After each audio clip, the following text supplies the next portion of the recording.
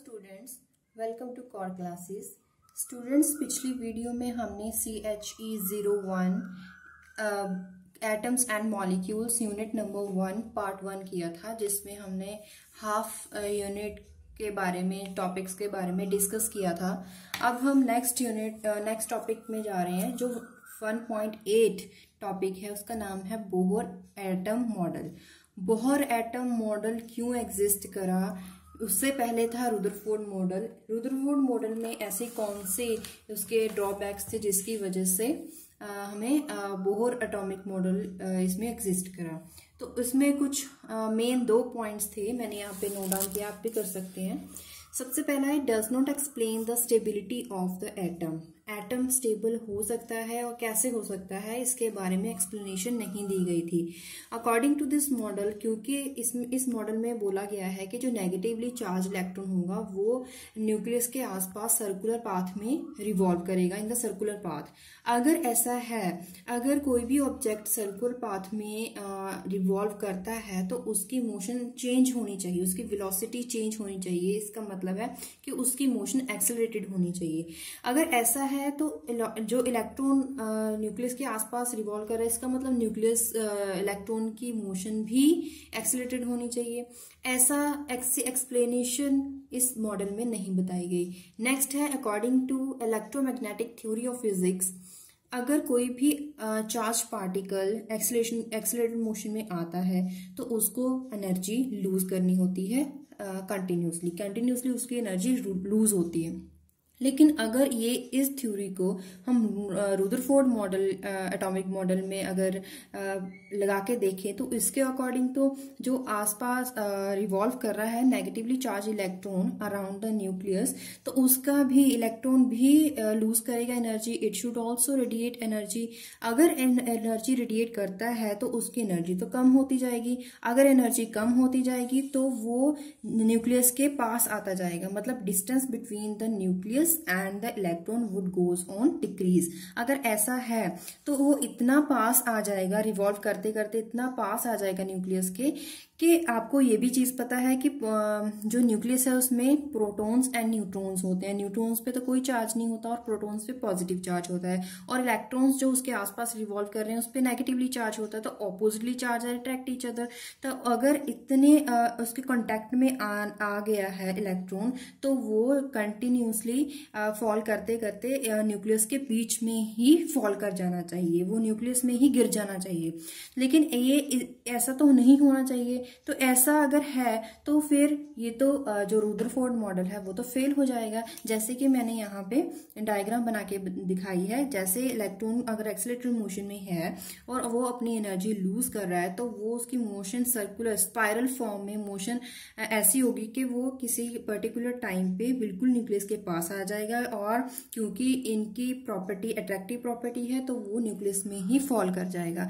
ये 2 ऐसी main drawbacks थे जिसको बोहर एटॉमिक मॉडल ने क्या करा था, डिस्क्राइब किया था। नील बोहर ने क्या बोला, फर्स्ट जो उसकी ड्रॉबैक थी उसके बारे में उसने कहा कि जो इलेक्ट्रॉन है वो न्यूक्लियस के अराउंड रिवॉल्व करता है, लेकिन कोई पर्टिकुलर ऑर्बिट्स में रिवॉल्व करता है। उनकी एनर्जी, सभी ऑर्बिट की एनर्जी सेम नहीं होती है, डिफरेंट होती है, बट रेडियस भी डिफरेंस होता है। अगर वो इलेक्ट्रॉन रिवॉल्व करता है with the particular energy in the orbit around the nucleus, तो इलेक्ट्रॉन एनर्जी लूज नहीं करेगा, चाहे वो एक्सेलरेटेड मोशन में हो। क्यों? क्योंकि उसकी एनर्जी एक पर्टिकुलर ऑर्बिट में डिफरेंट है as compared to the other circular orbit. So इसका मतलब कि जो रुदरफोर्ड में जो ड्रॉबैक आया था उसको इसने एक्सप्लेन करा। ये तो उसने एक्सप्लेन करा, उसके साथ साथ उसने इसी मॉडल को मॉडिफाई किया और बताया। कुछ पोस्टुलेट्स हैं, ये टॉपिक आप ध्यान से पढ़िएगा क्योंकि ये बहुत बार पेपर में आ चुका है, मैंने यहाँ पे डिस्क्राइब भी किया है। दिसंबर 2018-19 में कई बार आ चुका है और ये पेपर में आता ही आता है, इसके 99% चांसेस है कि ये पेपर में आए। इसके जो इस टॉपिक में, इस बुक में, CH01 बुक में जितने भी इंपॉर्टेंट टॉपिक है मैंने इसकी अलग से वीडियो बना रखी है। आप वहाँ पे जाके वीडियोस में इंपॉर्टेंट क्वेश्चंस भी देख सकते हो। उसमें बोहर के बारे में भी मैंने बताया कि वेरी इंपॉर्टेंट। तो चलिए इसके पोस्टुलेट स्टार्ट करते हैं। सबसे पहला है An electron can exist only in orbit of definite angular momentum and energy। जैसे कि मैंने पहले ही बताया कि जो ऑर्बिट्स में इलेक्ट्रॉन की एनर्जी, पर्टिकुलर एनर्जी होगी हर एक अलग अलग ऑर्बिट में, सो उसे क्या बोलते हैं, स्टेशनरी स्टेट। सेकेंड है the electron does not radiate energy when it is in allowed orbit. वही बात है जो मैंने अभी आपको डिस्कस किया है हमने, कि जो पर्टिकुलर किसी भी ऑर्बिट में एनर्जी लूज नहीं करेगा इलेक्ट्रॉन, और while in an orbit angular momentum of electron is L होता है angular momentum, it is equal to mvr। L is equal to mvr हम पहले +2 में पढ़ चुके हैं। So it is equal to, it is integral multiple of the h/2 pi unit. Integral multiple होगा h/2 पाई, तो इंटेग्रल मल्टीपल है तो यहाँ पे आ जाएगा n क्या होगा 1 2 3 4 एंड सो ऑन। और इस n को क्या बोलेंगे, प्रिंसिपल क्वांटम नंबर। आप नेक्स्ट चैप्टर में इनके बारे में डिस्कस करेंगे। और ये n क्या होगा, नंबर 1। अगर फर्स्ट ऑर्बिट है तो n1 होगा, सेकेंड एंड सो ऑन। बाद में ये लास्ट पोस्टुलेट है, each spectral line is produced by a single electron. एक single electron spectral line show करता है। जब कोई भी इलेक्ट्रॉन लोअर ऑर्बिट से हायर ऑर्बिट में जाता है तो वो एनर्जी गेन करता है, और अगर वो हायर ऑर्बिट से लोअर ऑर्बिट में जंप करता है, वापस आता है, तो वो एनर्जी लूज करता है। ये जो एनर्जी का डिफरेंस अगर हमें फाइंड आउट करना हो तो वो क्या होगा, delta E is equal to h nu. ये हम लास्ट वीडियो में भी पढ़ चुके हैं। It is equals to hc nu bar is the wave number. तो ये थे पोस्टुलेट्स। ये पोस्टुलेट्स बताने से पहले आपको, जैसे कि मैंने बताया है कि उसने 2 पॉइंट्स जो ड्रॉबैक्स के थे वो भी आप इसमें ऐड कर सकते हो। इससे क्या होगा, presentation of answer would be more typical and more attractive. So next topic है calculation of radius of orbit. मतलब जो ऑर्बिट का मैंने बताया था कि रेडियस डिफरेंट होगा, तो वो क्या होगा इसके बारे में इसमें एक डेरिवेशन है, वो इम्पॉर्टेंट है, आप इसे जरूर कीजिएगा। सबसे पहले हम कुछ एजम्पशन करते हैं। क्या है कि आप कंसीडर कीजिए कि एक सेंटर में प्रोटॉन एंड न्यूट्रॉन से भरा हुआ एक न्यूक्लियस है, जिसके अराउंड कोई भी इलेक्ट्रॉन रिवॉल्व कर रहा है। कोई भी इलेक्ट्रॉन, उसका इलेक्ट्रॉन का चार्ज क्या होगा, जैसे सपोज कीजिए -e, माइनस मतलब इलेक्ट्रॉन पे चार्ज नेगेटिव है, इसलिए हमने -e लिया। उसका मास सपोज कीजिए m होगा। तो न्यूक्लियस ऑफ चार्ज, न्यूक्लियस पे चार्ज कितना होगा, +Ze। Z क्या होगा, एटॉमिक नंबर। जिस एटम के बारे में हम डिस्कस करेंगे वहां उसका एटॉमिक नंबर आ जाएगा। तो अब क्या होगा कि न्यूक्लियर चार्ज जो है वो हम +Z, पॉजिटिव Ze ले रहे हैं। पॉजिटिव क्यों ले रहे हैं, क्योंकि न्यूट्रॉन्स में positive charge and uncharge particle होंगे। अनचार्ज पार्टिकल को छोड़ के बाकी क्या बचे, पॉजिटिवली चार्ज, इसलिए हमने +Ze लिया है। तो अभी अगर इसमें फोर्स ऑफ अट्रैक्शन होगा, फोर्स ऑफ अट्रैक्शन है तभी तो वो एक पर्टिकुलर ऑर्बिट में रिवॉल्व कर रहा है। तो वो कौन से फोर्सेस होंगे, 2 फोर्सेस एक्ट करेंगे। एक तो फोर्स अट्रैक्शन फोर्स हो गया, क्योंकि ये दूसरा होगा क्योंकि ये सर्कुलर ऑर्बिट में रिवॉल्व कर रहा है, तो कौन सी मोशन होगी इसकी, सेंट्रीफ्यूगल फोर्स इस पे एक्ट करेगी। और इन द ऑपोजिट डायरेक्शन, तो एक तो होगी अट्रैक्शन फोर्स Fa हम मान लेंगे, दूसरी क्या होगी Fc, जो सेंट्रीफ्यूगल फोर्स होगी विद नेगेटिव साइन, क्योंकि वो ऑपोजिट डायरेक्शन में है। तो इसको मैंने थोड़ा सा यहाँ पे डिस्कस किया है। ये देखिए मैंने यहाँ पे एक डेरिवेशन को थोड़ा सिंप्लीफाई करके लिखा है। सबसे पहले हम बोहर थ्योरी की वैल्यू लेंगे। क्या था कि जो एंगुलर मोमेंटम होगा इलेक्ट्रॉन का, it is equal to the integral multiple of h/2 pi. इसी बोहर थ्योरी को लेकर हम radius of orbit find out करेंगे। ये क्वेश्चन नंबर 1 मैंने मान ली। अट्रैक्टिव फोर्स मैंने बताया था कौन सा होगा, these are attractive force and centrifugal force, ये इक्वल होंगे इन द मैग्नीट्यूड, बट ये ऑपोजिट डायरेक्शन में, इसलिए मैंने यहाँ पे नेगेटिव साइन लिया। This is equation number 2। अभी हमें इन दोनों की वैल्यूज फाइंड आउट करनी है। फाइंड आउट करके इसमें पुट करके उसके बाद हमें R वैल्यू फाइंड आउट करनी है। ठीक है, तो हम क्या करेंगे, सबसे पहले Fa सॉल्व करेंगे, फिर Fc सी करेंगे। एफ ए सॉल्व क्या करेंगे, attractive force is directly proportional to the, attractive force हम +2 में पढ़ चुके हैं। फर्स्ट यूनिट में, जो फर्स्ट यूनिट का फर्स्ट चैप्टर है, उसमें हमने पढ़ा है कि it is equal to the product of the charges and inversely proportional to the square of the distance between the two charges. तो यही देखिए, product of the charges and inversely proportional to the square of the distance between the two charges. वो distance क्या है, r। तो यहाँ पे मैंने क्या, ये हम पहले चार्जेस के बारे में पढ़ चुके हैं और सपोज कर चुके हैं। F A is equal to, यहाँ पे मुझे प्रोपोर्शनलिटी साइन हटाना है तो कांस्टेंट लगाना है 1/4 पाई एप्सिलॉन नॉट। ये मैंने सॉल्व करा, z e into E square, sign negative ऐसे ही ले लिया, by R square. This is question number 3। अभी एफ ए तो मैंने सॉल्व कर लिया, अभी मुझे क्या सॉल्व करना है, F C. F C is equal to, this is centrifugal force का फॉर्मूला क्या होता है, mv स्क्वायर अपॉन r। तो ये मैंने यहाँ पे लिख लिया। अभी ये दोनों वैल्यूज मैंने निकाली, अब मुझे क्या करना था, वैल्यूज को पुट करना है क्वेश्चन नंबर 2 में। तो क्वेश्चन नंबर 2 में, जब ये देखिए क्वेश्चन नंबर 2 है, इसमें मैं पुट करूंगी F A and F C. देखिए दोनों जो निकाली थी वैल्यूज मैंने पुट करी। अभी मुझे फाइंड आउट क्या करना है, आर वैल्यू। अभी क्या करूंगी मैं, यहां से mv स्क्वायर सॉल्व करके बाकी सारी जो वैल्यूज होंगी दूसरी साइड लेके जाऊंगी। मैंने क्यों करा है आपको बाद में समझ आएगा। This is question number 5। अभी इक्वेशन जो फर्स्ट करी थी उसमें हमने mv r is equal to nh/2 pi दिया था। यहाँ पे मैंने देखिए v वैल्यू लेके रखी है, v वैल्यू बाकी सारा टर्म दूसरी साइड। क्यों, क्योंकि मुझे जो mv स्क्वायर मैंने अभी सॉल्व किया था उसमें मुझे v स्क्वायर की वैल्यू यहाँ से उस इक्वेशन में पुट करनी है, तो इसलिए मैंने साइड पे रख लिया v। अभी मुझे v स्क्वायर चाहिए तो मैं इस दोनों तरफ स्क्वेयरिंग बोथ साइड करूंगी। तो देखिए डेरिवेशंस इतनी कॉम्प्लेक्स नहीं होती हैं। आपको ये समझना है कि हमें रिजल्ट में क्या चाहिए। जो रिजल्ट में चाहिए, जैसे कि हम कुकिंग करते हैं, रिजल्ट में हमें जो भी चाहिए हम क्या उसमें इंग्रेडिएंट्स डालते हैं, वही ये सारे इंग्रेडिएंट्स होंगे। क्या होंगे, यहाँ पे v वैल्यू है, या v is equal to nh/2 pi mr। तो अभी हमें क्या करना है, v स्क्वायर करना है, इसलिए मैंने स्क्वायर बोथ साइड कर लिया। जो वैल्यू आई, अभी मुझे mv स्क्वायर चाहिए था तो मैंने दोनों साइड क्या कर लिया, m से मल्टीप्लाई कर लिया, mv स्क्वायर मैंने सॉल्व आउट कर ली। This is question number 6। इसको मैं जो लास्ट इक्वेशन थी क्वेश्चन नंबर 5 उसमें पुट करूंगी। इक्वेशन नंबर 5 में जब मैंने पुट किया तो देखिए mv स्क्वायर की वैल्यू यहाँ से मैंने यहाँ पे लिख ली, और साइड पे क्या था, z e square 4 pi epsilon not r। तो देखिए यहाँ पे 4 से कैंसिल आउट हो रहा है, पाई स्क्वायर से कैंसिल आउट हो रहा है, जो बाकी बचा देखिए z e square as it is, epsilon naught as it is, n square h square upon pi m r। और अभी यहाँ से मुझे क्या निकालना था, आर वैल्यू। तो मैंने आर लेफ्ट हैंड साइड लिया, बाकी सारी टर्म्स राइट हैंड साइड ले ली। This is question number 7 and this is the question for radius of the orbit. ये डेरिवेशन थी जो जिसमें हमें फाइंड करना था रेडियस ऑफ द ऑर्बिट। अभी ये था रेडियस ऑफ ऑर्बिट, लेकिन इन एन ऑर्बिट। अगर क्वेश्चन आपको बुक में क्वेश्चन है, find the radius of orbit first Bohr's orbit, first मतलब n is equal to 1 for hydrogen atom.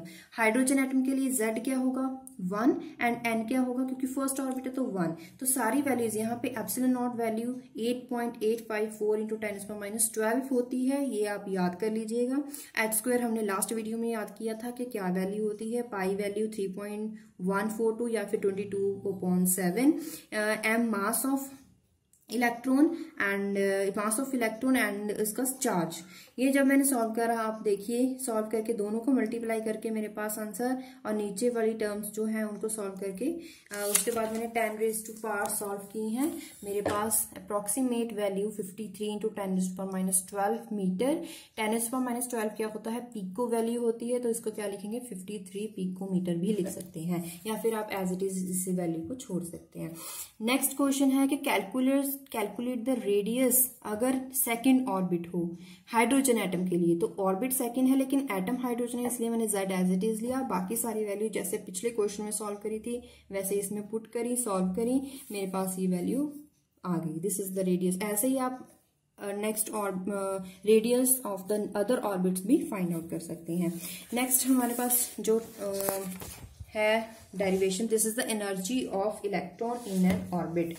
Energy अभी हमने क्या पढ़ा है कि रेडियस क्या होगा, रेडियस के बाद वो इलेक्ट्रॉन अगर पर्टिकुलर ऑर्बिट में है तो उसकी एनर्जी हमने कहा था एक पर्टिकुलर एनर्जी होगी, वो हर ऑर्बिट में डिफरेंट होगी। तो कितनी होगी वो हम इस वीडियो में पढ़ेंगे। टोटल एनर्जी इलेक्ट्रॉन की किसी भी ऑर्बिट में क्या होती है, या तो उसके पोजीशन की वजह से या फिर उसके मोशन की वजह से। तो वो कौन सी होती है, potential energy and kinetic energy. अगर हमें टोटल एनर्जी फाइंड आउट करनी है तो वो क्या होगी, potential energy, sum of potential energy and kinetic energy. इस डेरिवेशन को मैंने अपनी कॉपी में यहाँ पे सॉल्व किया है, आप स्टेप बाय स्टेप यहाँ पे आप फॉलो कर सकते हैं मेरे साथ साथ। Energy total is equal to sum of potential energy and kinetic energy. Potential energy क्या होता है कि कितना वर्क हुआ है इलेक्ट्रॉन को इन्फिनिटी पोजीशन से लाने के लिए पर्टिकुलर डिस्टेंस आर तक, वो वर्क डन जो होगा वो पोटेंशियल एनर्जी होगा। तो ये जो मैंने अभी स्टेटमेंट बोली है वो it is the similar to the definition of attractive forces. Attractive forces है तो यहाँ पे मैं क्या वर्क डन में क्या ले रही हूँ, अट्रैक्टिव फोर्स, क्योंकि वर्क डन क्या होता है, force into distance, F dot D S. तो वर्क डन क्या फोर्स क्या होगा, अट्रैक्टिव फोर्स, और जो डिस्टेंस होगा वो कहाँ से कहाँ तक है, इन्फिनिटी से लेकर पर्टिकुलर वैल्यू आर तक। तो यहाँ पे मैं डी आर ले रही हूँ, मतलब इसका सिग्निफिकेंस क्या है दोनों वैल्यूज को लेने का, क्योंकि दो न्यूक्लियस एंड इलेक्ट्रॉन में अट्रैक्टिव फोर्स है, that's why I am taking F A attractive force. D R क्या है, work done from taking the electron from infinity to particular distance R. तो लिमिट्स मैंने तब वही इन्फिनिटी से आर तक ली है। हम पिछली डेरिवेशन में पढ़ चुके हैं अट्रैक्टिव फोर्स क्या होता है, 1/4 pi epsilon naught minus Z E square upon R square.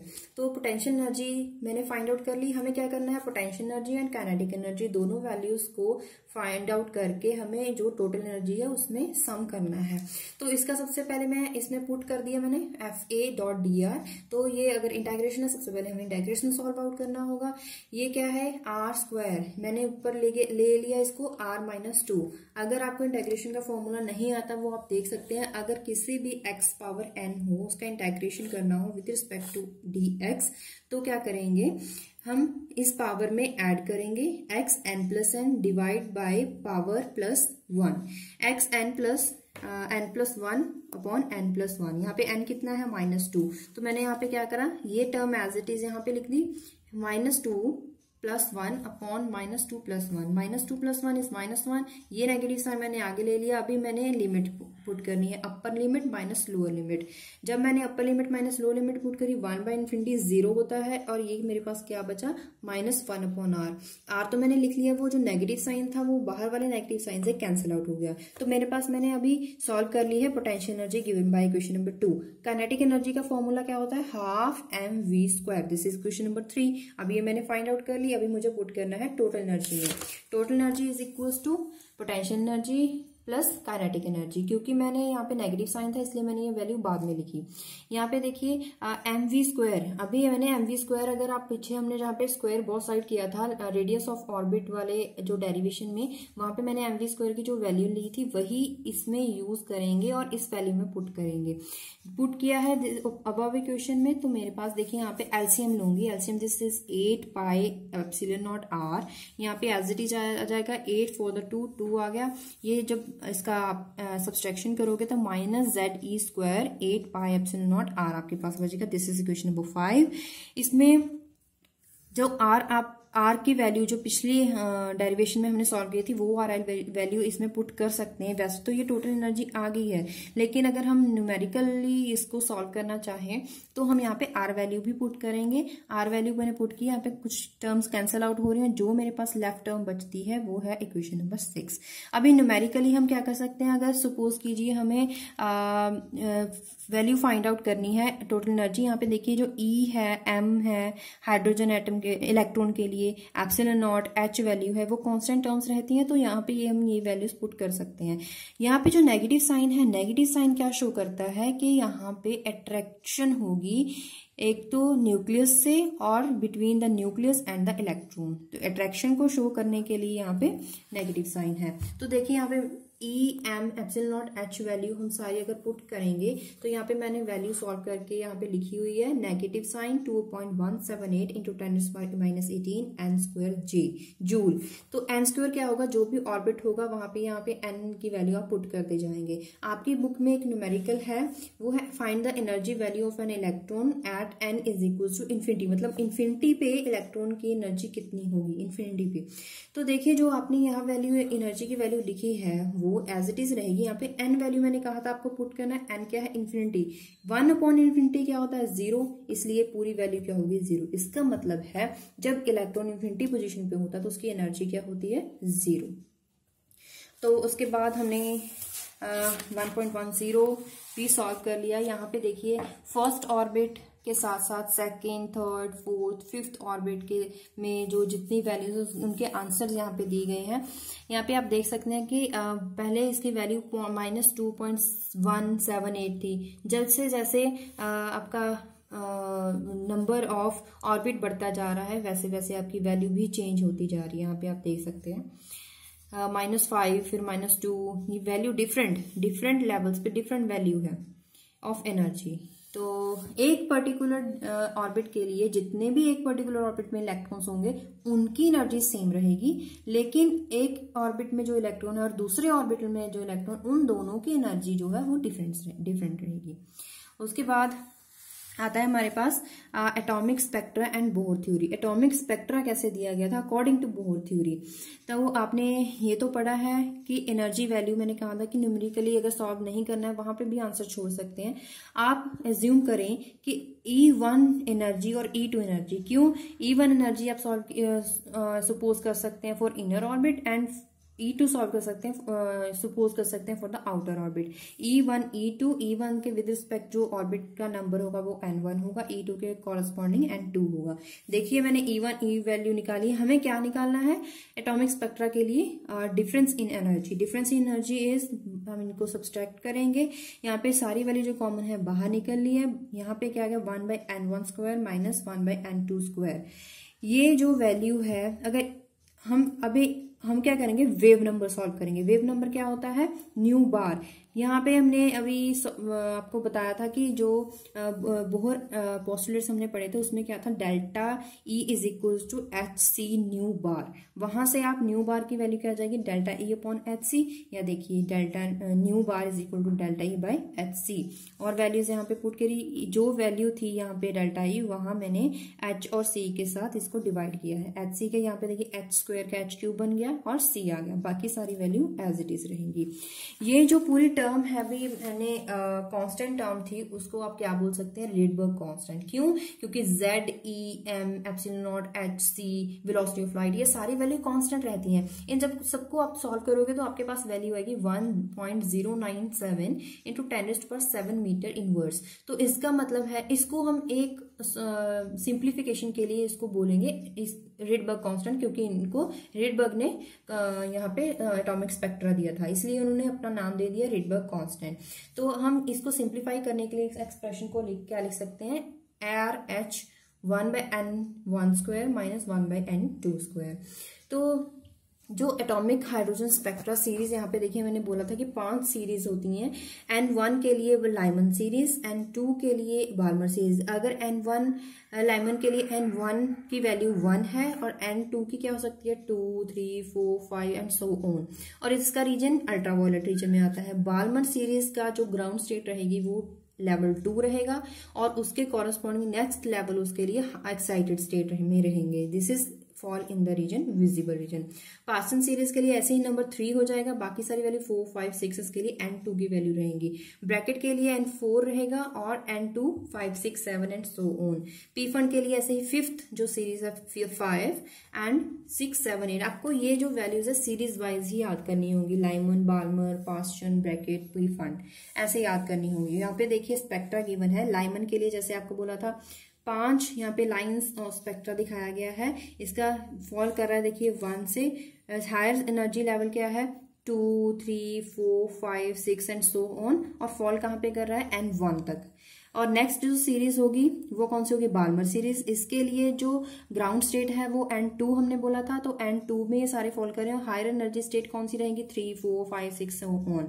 तो उसके बाद देखिए पास्टन सीरीज के लिए, पास्टन सीरीज के लिए जो N1 था वो 3 था, तो रीजन कहाँ से तक फॉल करेगा, जो ग्राउंड स्टेट इसके लिए मानी जाएगी, जो लोअर एनर्जी स्टेट माना जाएगा, possible energy state this is N3 and higher energy level 4, 5, 6, 7 and so on for similarly for Brackett and Pfund series. तो हमारे पास ये एटॉमिक स्पेक्ट्रा निकल के आता है।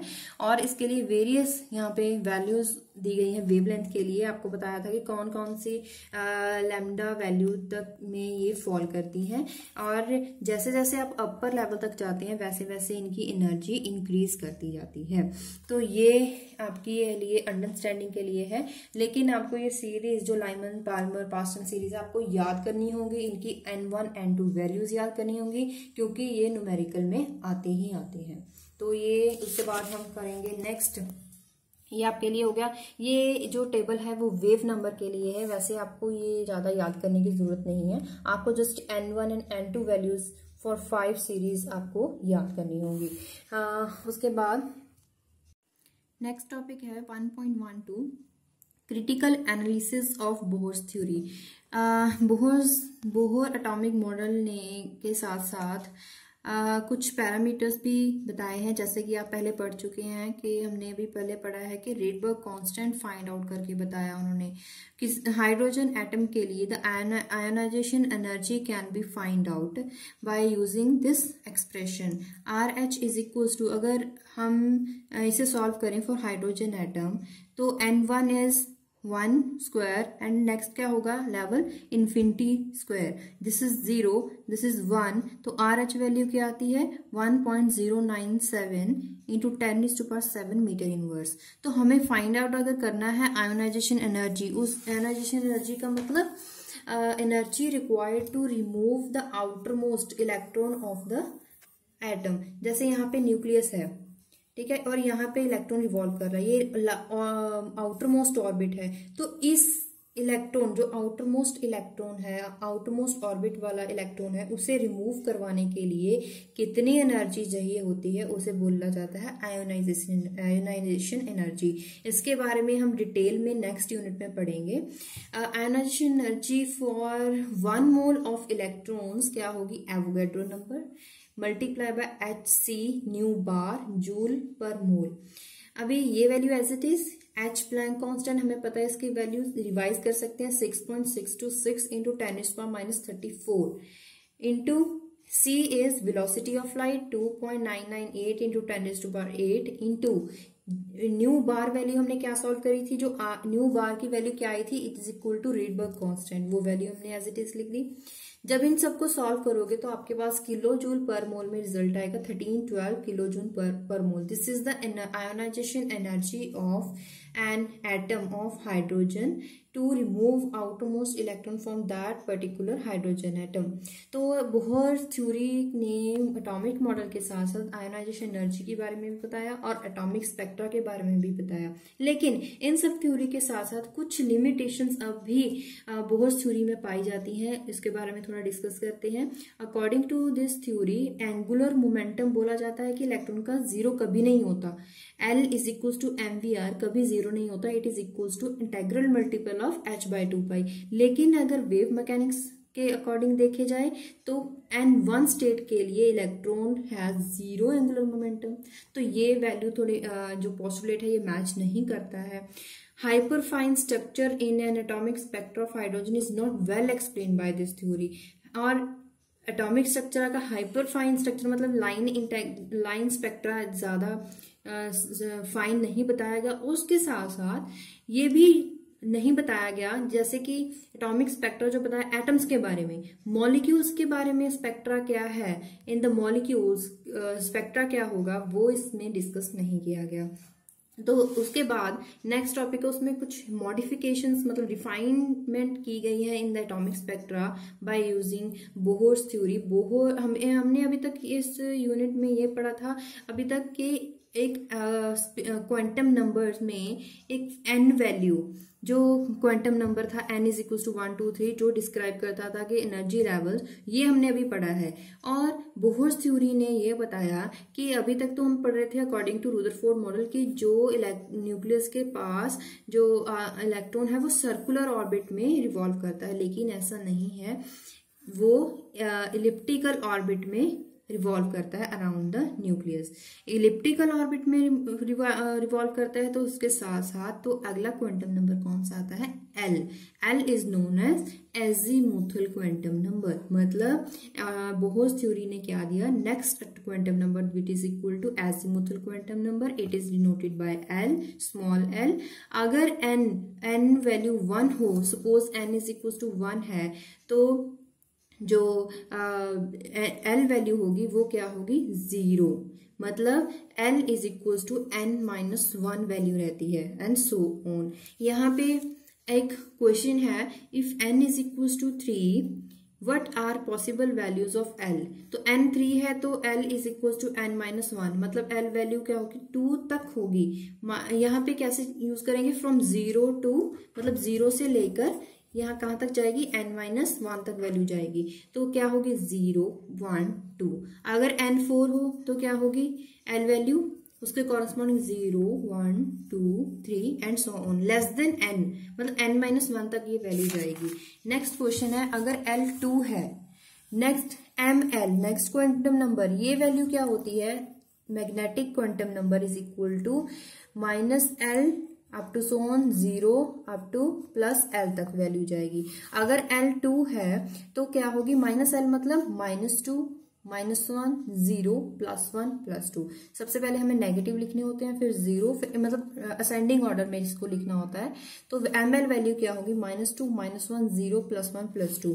अगर हमारे पास l वैल्यू हमारे पास 4 हो तो क्या हो गए ml वैल्यू, -4 -3 -2 -1 0 +1 +2 +3 +4, यहाँ तक ये वैल्यू जाएगी। ठीक है, तो इसके साथ हमने unit number 1 old quantum theory हमने कंप्लीट कर ली है। इसके रिगार्डिंग जो टर्मिनल क्वेश्चन है वो हमने पिछली वीडियो में भी मैं आपको पूछ चुकी हूँ, वो इन्हीं क्वेश्चंस में थे। और जो इसमें शॉर्ट आंसर क्वेश्चंस थे वो साथ के साथ मैंने आपको सॉल्व करवा दिए हैं। तो जो ये फर्स्ट यूनिट है ओल्ड क्वांटम थ्योरी, हमने इसके सारे टॉपिक डिस्कस कर लिए हैं। तो अभी थोड़ा रिवाइज करते हैं। रिवीजन में एक वैल्यू है एप्सिलॉन नॉट, इसकी वैल्यू आपको याद रखनी है 8.854 इंटू 10⁻12 कूलम स्क्वायर पर न्यूटन पर मीटर स्क्वायर। वैसे तो आपको क्वेश्चन पेपर में ये वैल्यू अक्सर दी जाती है, लेकिन आपको फिर भी याद रखनी होगी। कई बार क्या होता है, अगर वैल्यू नेक्स्ट टाइम नहीं दी गई तो आपके लिए अगर याद होगी तो आपके लिए न्यूमेरिकल सॉल्व करना इजी हो जाएगा। रिडबर्ग कांस्टेंट वैल्यू क्या है, 1.097 इंटू 10⁻7 मीटर इनवर्स। तो आज के लिए क्वेश्चन है, what are energy value of electron in third orbit and fourth orbit of hydrogen atom. यहाँ पे हाइड्रोजन एटम है तो H तो 1 हो जाएगा। एक न्यूमेरिकल आपको n इज इक्वल टू 3 लेके करना है, दूसरा numerical n is equal to 4 लेके सॉल्व करना है। नेक्स्ट है, ये एक्सप्रेशन आपको एक दिया गया है, इसमें सारी वैल्यूज हाइड्रोजन के लिए पुट करनी है और RH वैल्यू निकालनी है। वो भी जो मैंने अभी आपको रिडबर्ग कांस्टेंट के लिए एक डेरिवेशन बताई थी उसमें भी ये वैल्यू सॉल्व की गई है, आप वहां से भी इसको नोट कर सकते हैं। Very important question is explain Bohr's postulates. ये क्वेश्चन आपको हर बार पेपर में हर साल आता है, आप प्लीज इसको अच्छे से रिवाइज कीजिएगा। ये मोस्ट वांटेड क्वेश्चन है जो इसमें इस यूनिट में आता ही आता है। तो लास्ट हमने क्वेश्चन किया था, मैंने आपको कल क्वेश्चन दिया था लास्ट वीडियो में, उसमें मैंने बताया था कि आज मैं आपको सॉल्व करके बताऊंगी। यहाँ से मैं ये वैल्यू लेके चल रही हूँ, मैंने ये वैल्यू एज इट इज लिखी, न्यू माइनस इन दोनों को सॉल्व करके मेरे पास ये आंसर आया। उसके बाद ये सारी वैल्यू सॉल्व करी मैंने तो मेरे पास ये आंसर आया। उसके बाद ये वैल्यू नेगेटिव है तो वहां जाके पॉजिटिव 10⁻⁴ मैंने इक्वल करी ताकि मैं इसको कॉमन ले सकूं और ये दोनों वैल्यूज को प्लस कर सकूं। तो ये जो मल्टीप्लाई में इस साइड आगे क्या आ गया, डिवाइड में आ गया। जब आप इसको डिवाइड करोगे तो आपके पास ये आंसर आता है इन द हर्ट्ज। आपको तो फ्रीक्वेंसी नोट करनी थी, this is in the hertz, तो यूनिट लिखना मत भूलिएगा। तो ये तो हो गए आज के क्वेश्चंस। इसके साथ हमने यूनिट नंबर 1 कंप्लीट कर लिया है। अगर आपको ये वीडियो अच्छी लगे तो इस चैनल को सब्सक्राइब करें, लाइक करें और अपने क्लासमेट्स के साथ शेयर करें। इसके अलावा आपको किसी और सब्जेक्ट के लिए अगर वीडियो चाहिए या फिर इस यूनिट में कोई भी आपका क्वेरी हो तो आप कमेंट बॉक्स में लिखिए। और यूट्यूब के साथ साथ हम ट्विटर, फेसबुक एंड इंस्टाग्राम पर भी अवेलेबल हैं, वहां पर हमें फॉलो कर सकते हैं। और हमारा व्हाट्सएप ग्रुप भी है, इन सब साइट्स का लिंक डिस्क्रिप्शन में आपको मिल जाएगा। Thank you for watching.